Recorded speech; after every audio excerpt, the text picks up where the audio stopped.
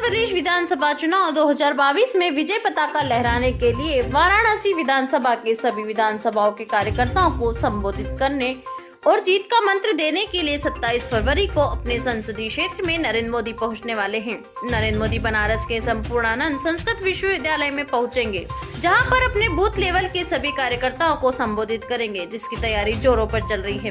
प्रशासन अपनी देखरेख में और प्रशासनिक सुरक्षा व्यवस्था व एसपीजी सुरक्षा व्यवस्था के निर्देश अनुसार सभा के लिए समुचित व्यवस्थाएं संपूर्णानंद संस्कृत विश्वविद्यालय में की जा रही है। ऐसे में मोदी जी का आगमन वाराणसी में किस तरीके से भारतीय जनता पार्टी के कार्यकर्ताओं में उत्साह बढ़ता है और कैसे भारतीय जनता पार्टी के कार्यकर्ता जमीनी स्तर पर से उतरकर अपने प्रत्याशियों को जिताने के लिए अमल करते हैं, यह तो जीत के रिजल्ट के बाद ही पता चल पाएगा। बहरहाल पूरी तरीके से वाराणसी के भारतीय जनता पार्टी कार्यकर्ता मोदी जी के आगमन की तैयारी में जुट गए हैं। इस विषय पर जब हमारी बात भारतीय जनता पार्टी के कार्यकर्ता से हुई तो उन्होंने मोदी जी की रैली के बारे में विस्तृत जानकारी दी। कार्यक्रम हमारा बूथ पदाधिकारी सम्मेलन यहाँ होने वाला उस कार्यक्रम का किस तरीके से तैयारी चल रही है, कितने लोगों की बैठक? देखिए, यहाँ पर अपने वाराणसी जिले में जो कुल 8 विधानसभाएँ हैं, हमारे सभी 8 विधानसभाओं में सभी 3361 कार्यकर्ता आ रहे हैं, यानी कुल 20,166 सभी जो पदाधिकारी हैं उनका यहाँ पर सम्मेलन होता है। माननीय प्रधानमंत्री जी उपस्थित होकर हम सबको एक नया मंत्र, एक नई ऊर्जा, एक नई ताकत देने वाले हैं। इसके दम पर हम सब न केवल बनारस बल्कि आसपास के सभी जिलों की सभी विधानसभाओं जीतने का यहाँ पे तैयारी लगभग फाइनल स्टेज में है। ये हमारे के मंच बन रहा है, सामने दीघा भी कुल सभी ब्लॉक मंडल सब ब्लॉक बन रहे हैं, जिसमें हमारे सभी कार्यकर्ता मंडल संघ है, इसमें विधानसभा और विधानसभा के अंदर मंडल है। उस तरीके से बैठने की रचना बनी है, इसमें करीब 20,000 कुर्सियाँ लगेंगी।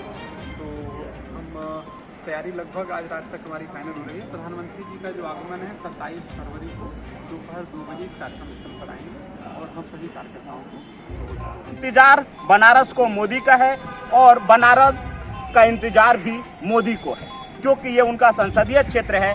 ऐसे में यहाँ पर किले में अगर भारतीय जनता पार्टी अपने धर्म पताका को नहीं लहरा पाती है, जातिगत समीकरण को साधने में कमजोर होती है, तो ये उसकी केंद्र की हार होगी। क्योंकि भारतीय जनता पार्टी की महत्वाकांक्षी योजनाएं वाराणसी रहा है, विश्वनाथ कॉरिडोर बनाकर जहां भारतीय जनता पार्टी ने पूरे विश्व में हिंदुत्व के नारा को जागृत किया है, भारत देश में हिंदुत्व को जागृत किया है। वहीं गंगा सफाई अभियान की बात कर लें या फिर गंगा परियोजनाओं की बात करें, या चाहे उसमें वाटर एम्बुलेंस की बात करूं, चाहे नाविकों को दिए जा रहे सीएनजी किट की बात करूं, सभी तरीके से भारतीय जनता पार्टी लगातार यहां के वोटरों को अपने पक्ष में लाने का प्रयास कर रही है।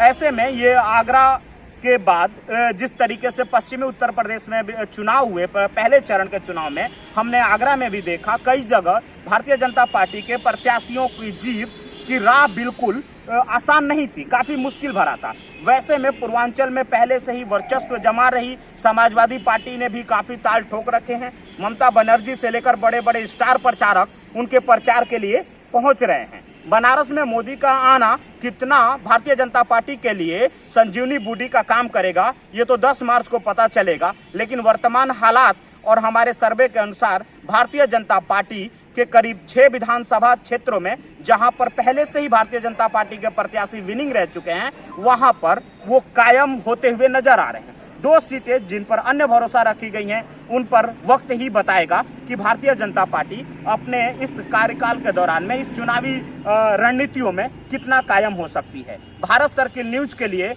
वाराणसी से कैमरा पर्सन अनूप सिंह के साथ विनय सिंह।